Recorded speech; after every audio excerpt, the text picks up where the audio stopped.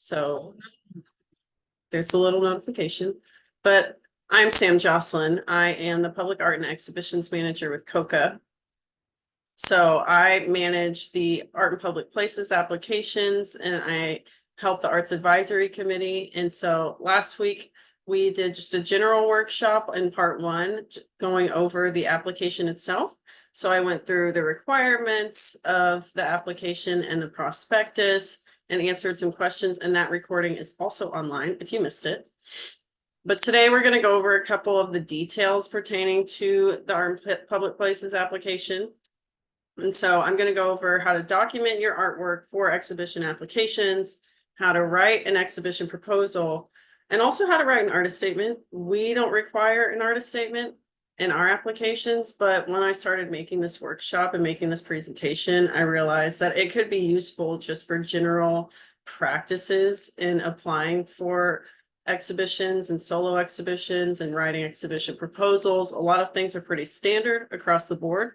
And so that is something I also wanted to go over. We will start with documenting your artwork. So when you're documenting your work, you want proper lighting, proper background and cropping, and proper skewing, which I'll go over all of those. You want a certain level of professionalism because this is a professional application. But at the end of the day, just remember, it's all about what highlights your personal work the best. So in terms of lighting, there's several things you can do.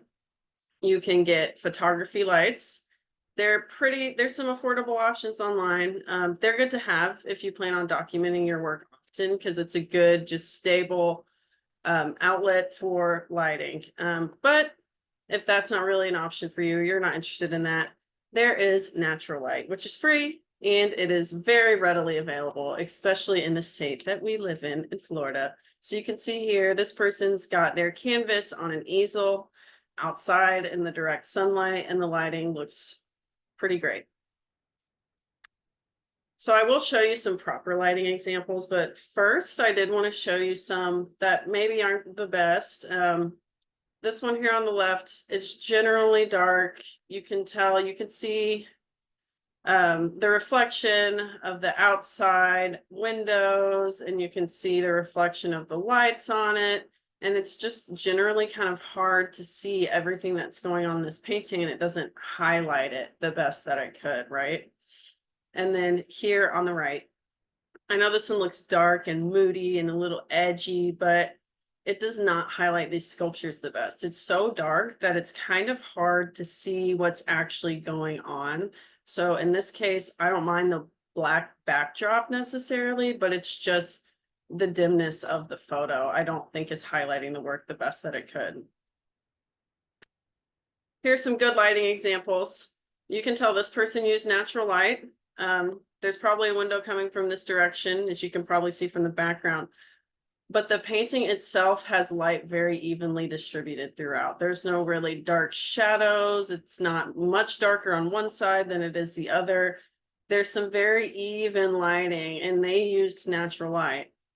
And then this one here on the right, they have a photo backdrop, and you can tell that they definitely have those photo lights because you can kind of see the shine here on these sculptures. Those shines from the light aren't an issue. This is a glazed piece of ceramic that has a very high gloss glaze on it, and that's to be expected. I don't think people really necessarily expect you to edit that out because it actually kind of shows the materiality of the piece. But both of these examples were submitted to COCA in some form or fashion and were accepted. So they are good examples.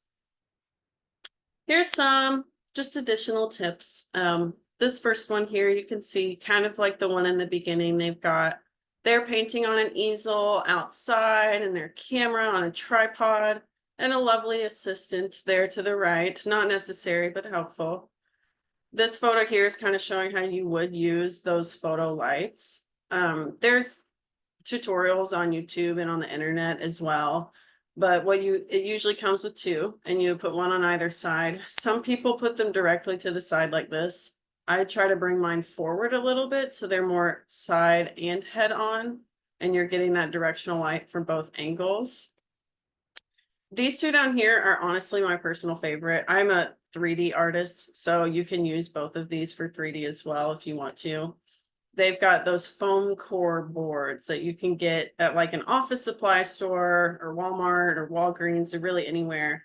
And they've got one looks like on a chair or something, and then one standing up.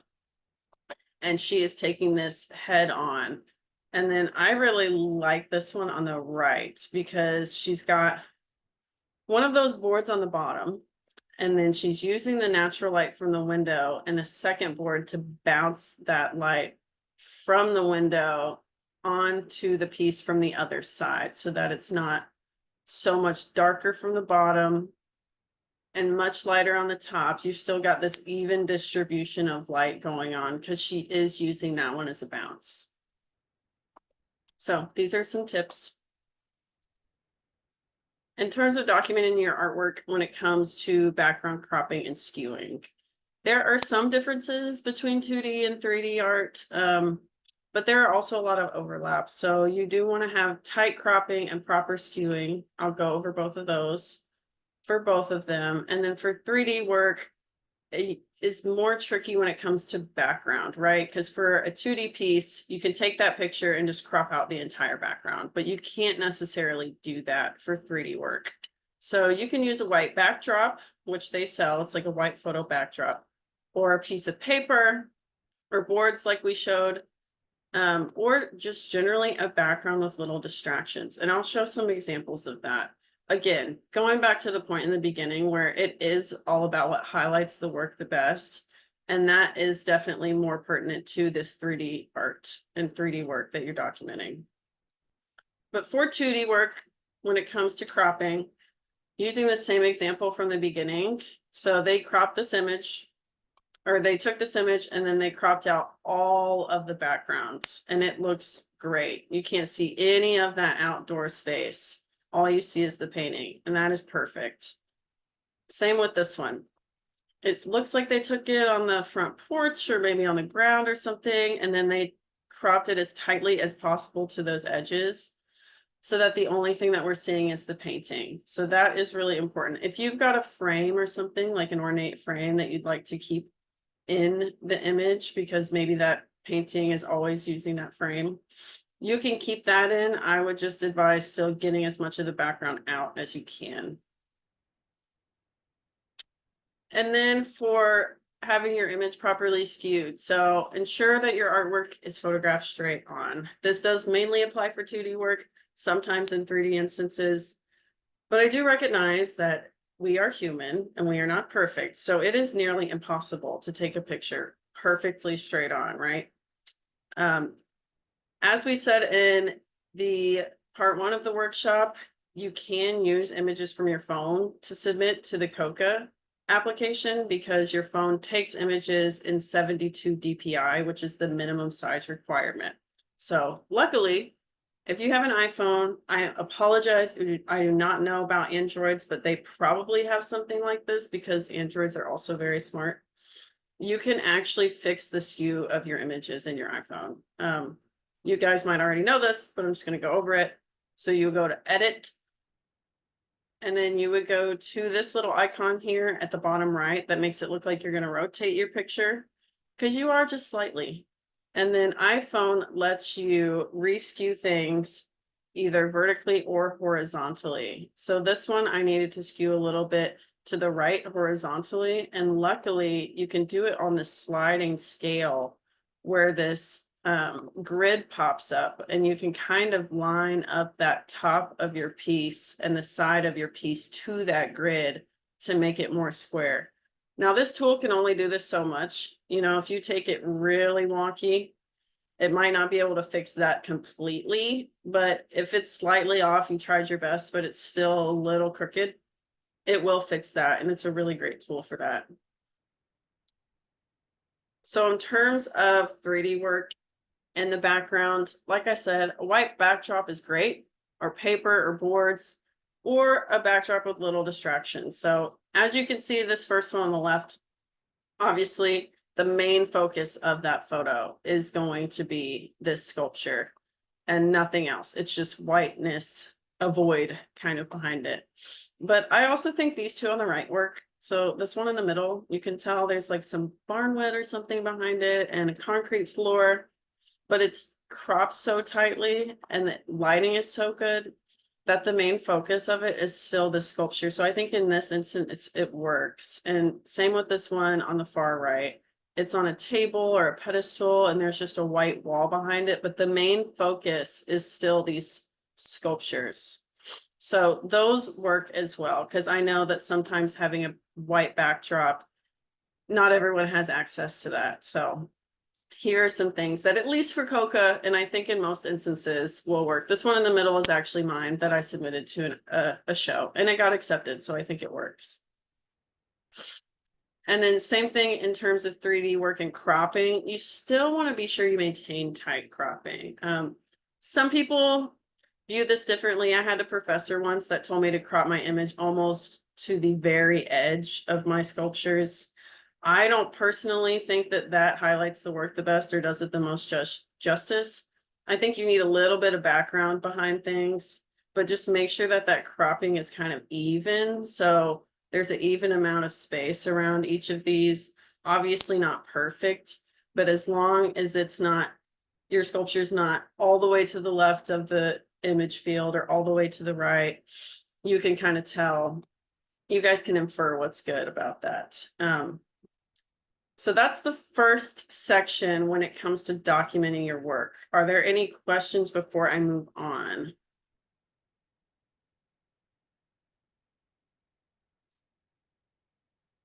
Okay, well, if you think of one, you can drop it in the chat or you can just unmute and interrupt me.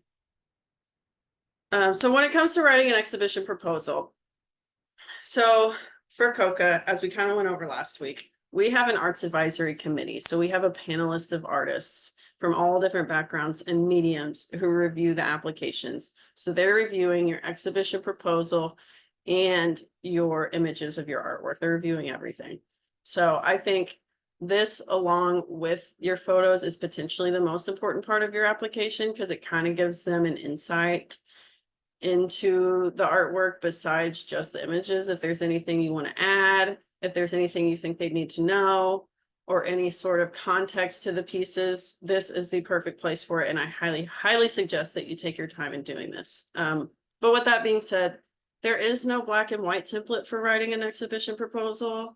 However, here are some things that I know that the jurors and the Arts Advisory Committee are probably going to be looking for and for additional information in your pieces. So an excellent explanation of what would be displayed. We'll go over all of these. A brief introduction about yourself, and then practical and logistical details.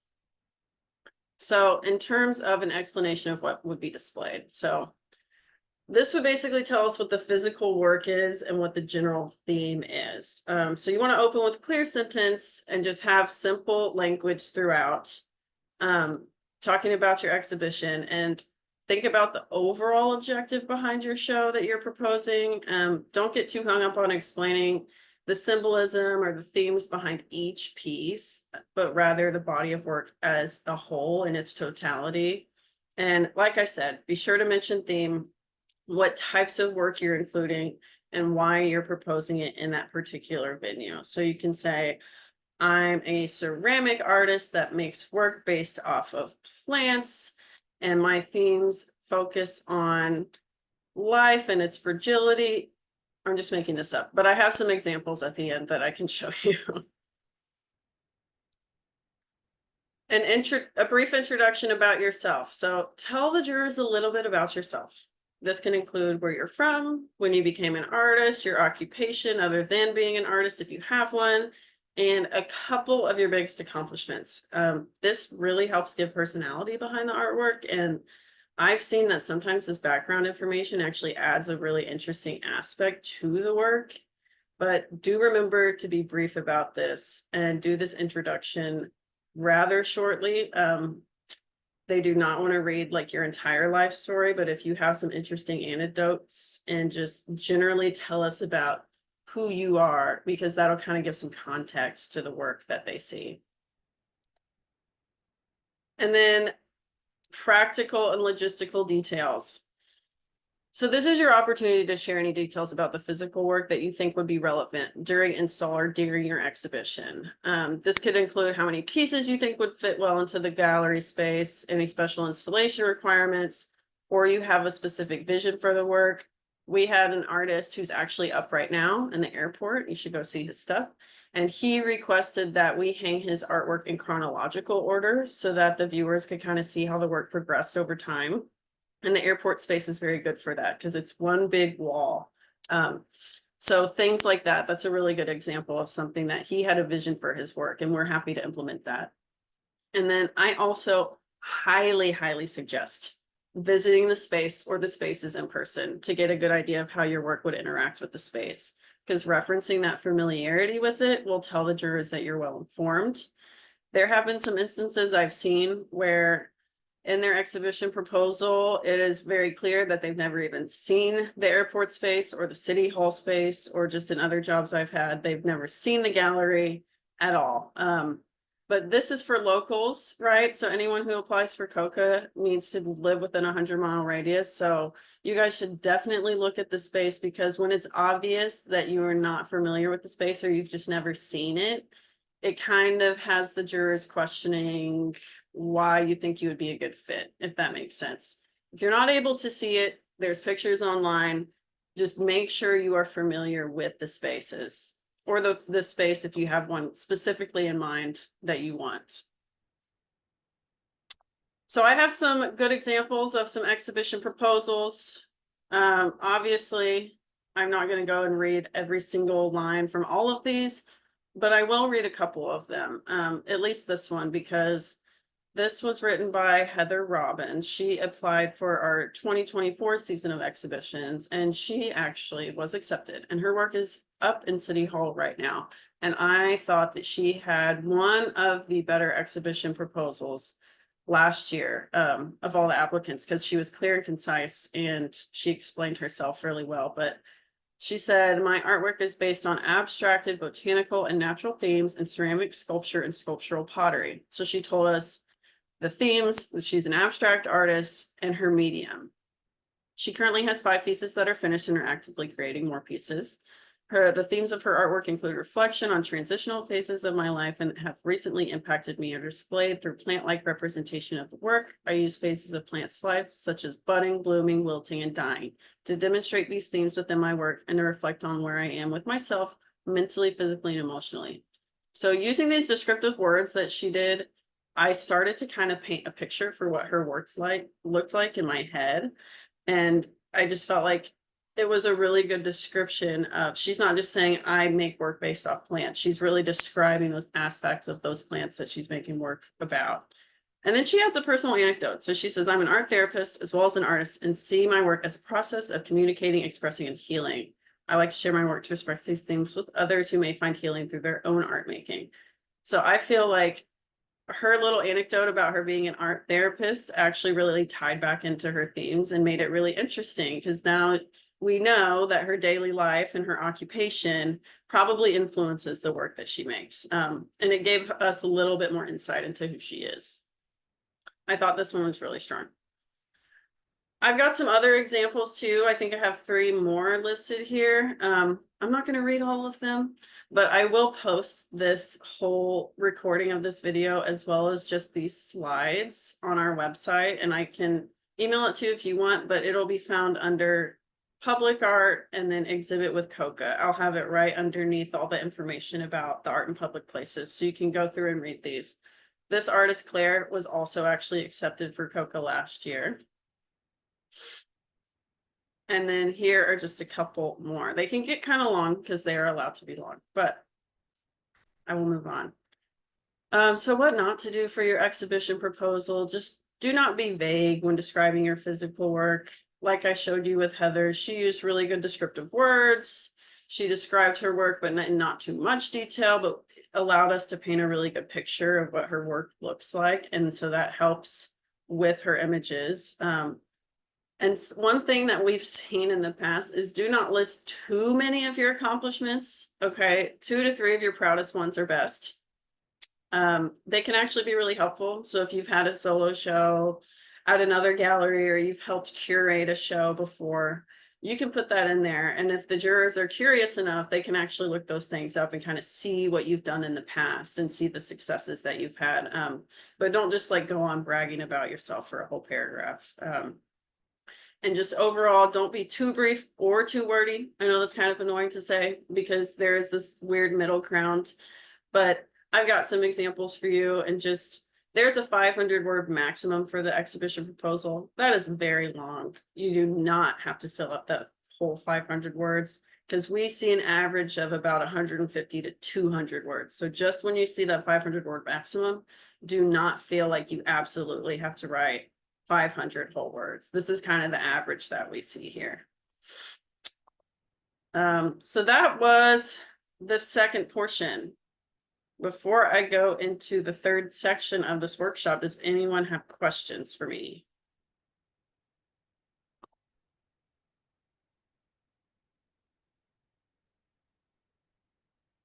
Okay, I guess I'm being clear and concise.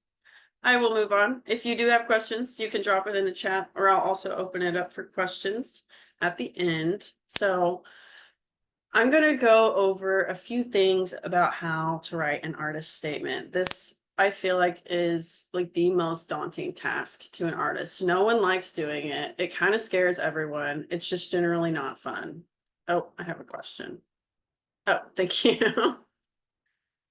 Artist statement is just generally not fun. I think we can kind of all agree on that. And I do want to let you know that it is not required for COCA's Art in Public Places exhibition application, but it is often required from other galleries. So a lot of the times they'll either ask you for an exhibition proposal or an artist statement. I rarely ever see both. Sometimes I do, but they are different. There are definitely some overlaps when it comes to writing these two things. They're similar in certain ways, but they're also very different.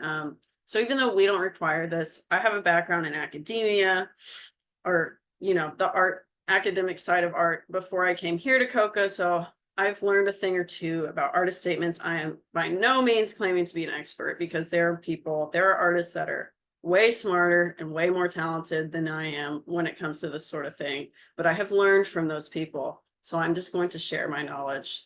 Like I said, there's no right or wrong way to write an artist statement. Everyone does it differently, but here are just some few things that I have learned along the way. So first off, what is an artist statement? It's a series of sentences that describes what you make and why you make it. It's a stand-in for you, the artist, talking to someone about your work in a way that adds to their experience of viewing the work. Before I read off these bullet points, there's kind of two trains of thought. I've had professors in the past that are very gung-ho saying like, you should not have to have an artist statement for people to understand what your work is. They should be able to understand it just by looking at it. I kind of tend to disagree with that. Everybody's different. I think artist statements are meant to kind of work in relationship with the work. A lot of the times the work does do strong things, but having that extra context is important, right? So art communicates visually, but you don't have that verbal articulation in words. And so I think having those two things together makes for a really strong show or just a really strong body of work. So I'm pro artist statement with your work. I don't think your work has to do some sort of existential thing on its own. I think the words can help it do that. But anyways, for an artist statement, you want to talk about what you make. So kind of like in the example I showed, say like, I am a sculpture artist that makes large scale works out of foam and paper pulp, just anything that simple. You don't have to describe in depth what your work looks like because you will probably have pictures with it. You want to describe why you make it. So what does the work do for you? Like, why are you personally making this work? Do you make it as a way to work through some of your life experiences? Do you make it because you just purely love it? And then what it conveys to the viewer. There's also some people that I've heard that think that why you make it or like what it conveys to you and what it conveys to the viewer need to align and be the same thing.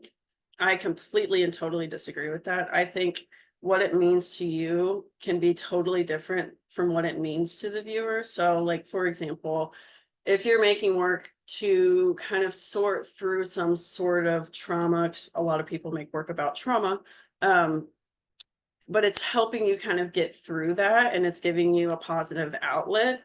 But the work itself is really dark and kind of portrays trauma to the viewer, and there's not really that light at the end of the tunnel for the viewer. They're doing completely different things for you versus the viewer. And I think that's totally fine. I actually think some of the strongest work does that.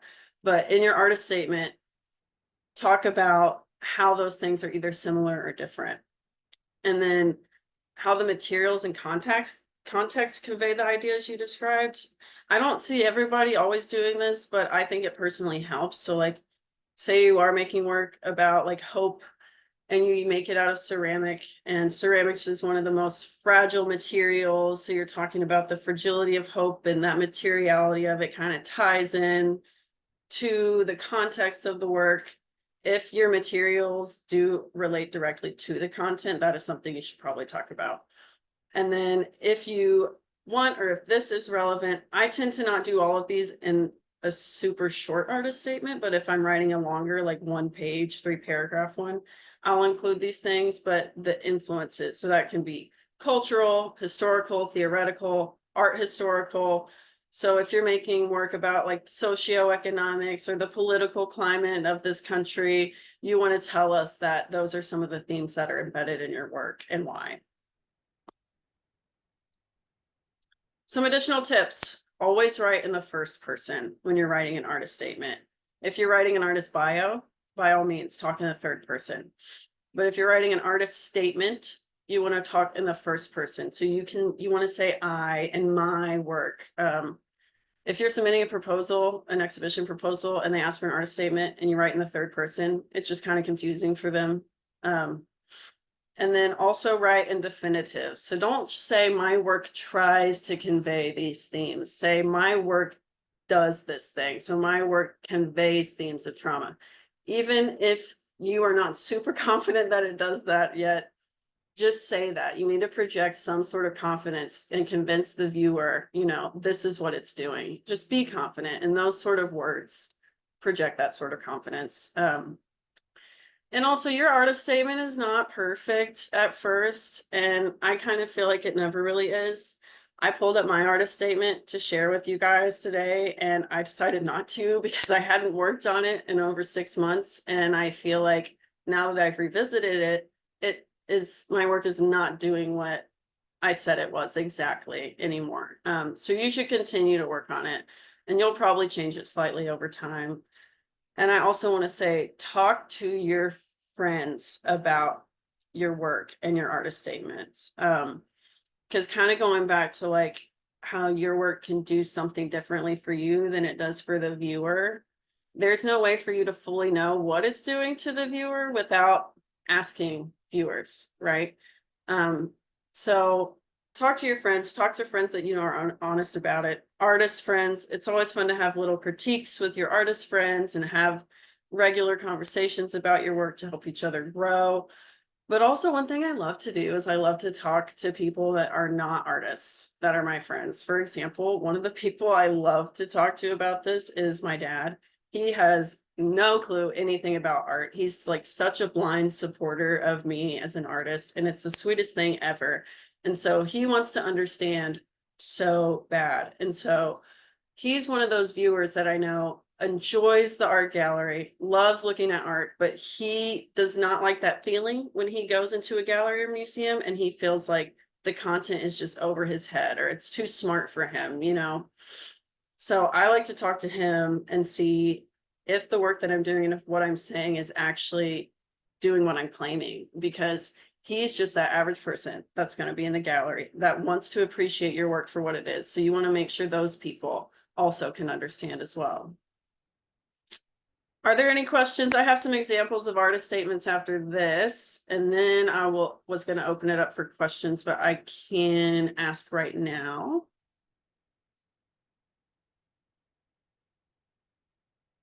Okay, I'm going to move on.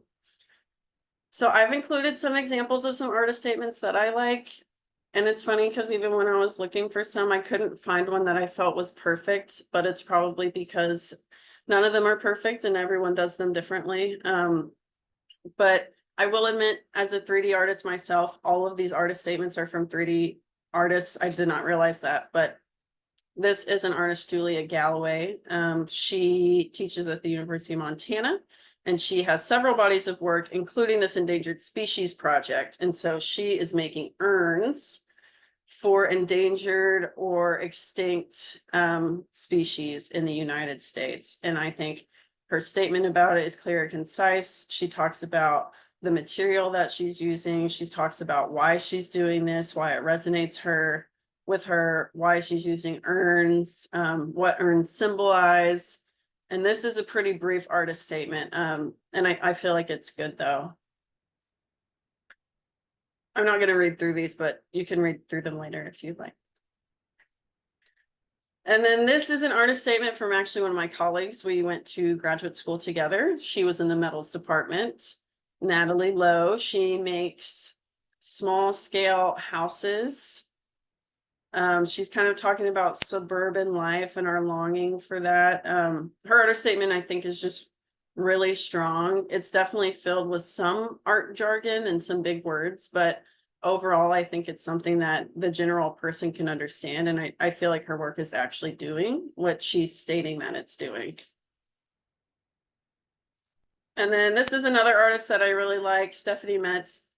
She's always used really simple language, in my opinion, which I really appreciate.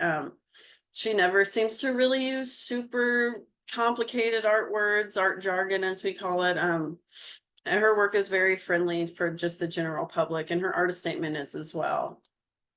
Oh, I've also included some resources. So these are some websites that are pretty reputable that I've used in the past to go and get advice on writing artist statements. Everybody kind of tells you to do something different though.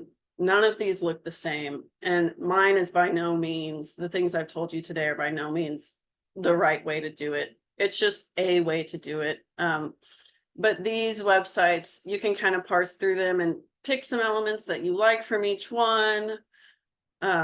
Or just follow one of them completely, at least to get started. They're all really good resources. But I know it can get confusing because there's so much information out there.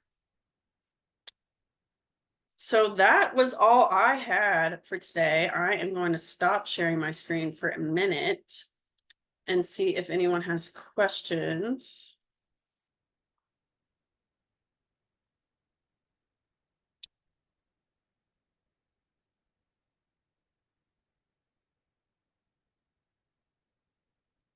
How many applications do we typically get? It depends, but we range anywhere from 30 to 45. I know that's a big range, but it's usually somewhere between there. So I guess 35 to 40 applications every year.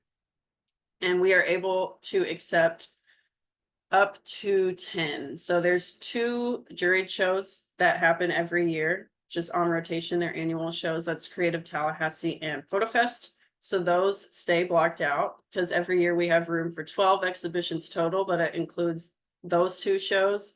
So typically we have about 10 openings for exhibitions, and that includes both City Hall and the airport.